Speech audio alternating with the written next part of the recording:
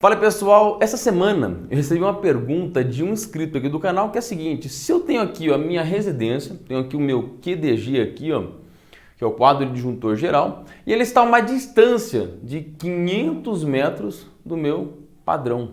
E eu estou utilizando apenas o aterramento do padrão como aterramento para o meu QDG. Primeira coisa, eu posso? E a segunda pergunta, vai ser eficiente? Vamos entender o seguinte. Primeira coisa, eu posso, né? A própria NBR 5410 ela mostra aqui o exemplo do PEN, quando eu tenho o neutro e o terra comum até o padrão aqui de entrada, tá? Mas o seguinte, vai ser eficiente? Uma outra coisa importante. Quando se fala da NBR 5410, a gente pode perceber que tem vários modelos de aterramento lá no TT, TNS, TNCS, assim por diante. A NBR 5410 ela está sendo reformulada agora, tá? Tá tendo discussões recentes, eu tenho participado de algumas e eu tenho visto que durante essas reuniões os engenheiros, os especialistas ali que fazem parte da norma, que fazem essa discussão geral, não há um consenso sobre isso, sobre tipos de aterramento. Se existisse um consenso, pode ter certeza que a gente acessaria a norma lá e teria um ou dois modelos no máximo. Mas não há um consenso, né, de qual aterramento é o mais eficiente, é o mais padrão.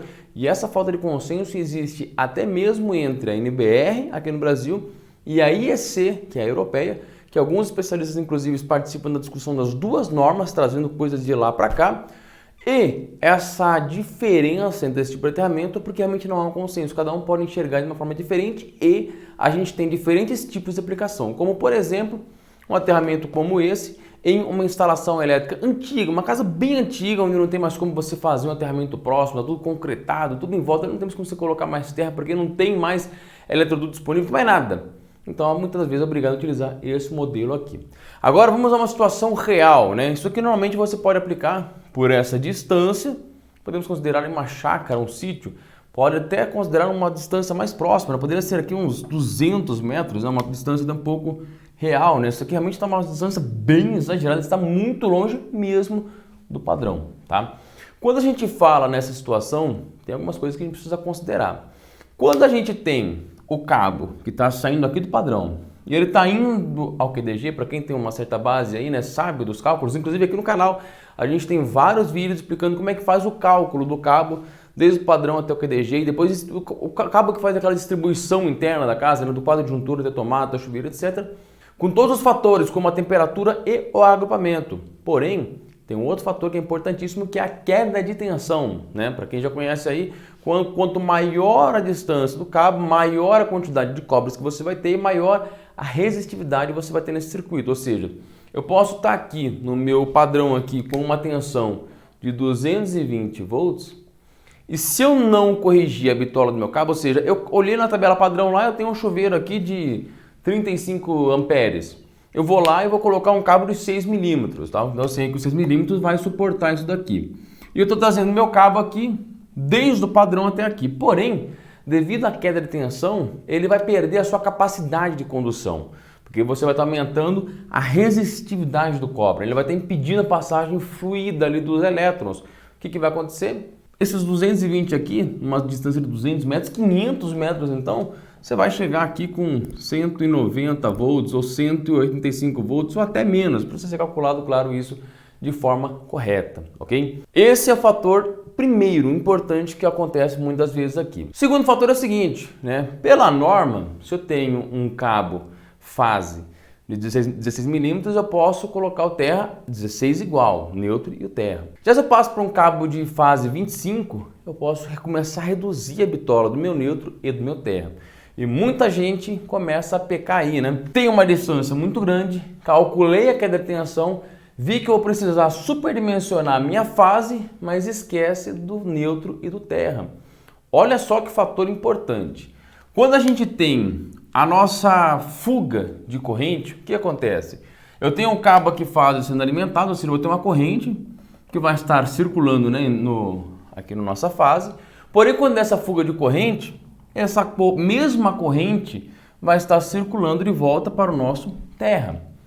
Se eu tiver uma resistividade muito grande, ou seja, um cabo muito grande entre aqui e o meu terra, eu não vou ter toda essa eficiência. Estão lembrados daquele exemplo? Se eu tenho aqui, por exemplo, uma máquina de lavar, e a pessoa vem aqui e ela encosta aqui na minha máquina de lavar, se ela tiver com a carcaça dela aqui toda energizada, ou seja, né, tiver com elétrons aqui toda energizada na carcaça, e ela tiver bem aterrada, a eletricidade vai sempre procurar o caminho mais fácil.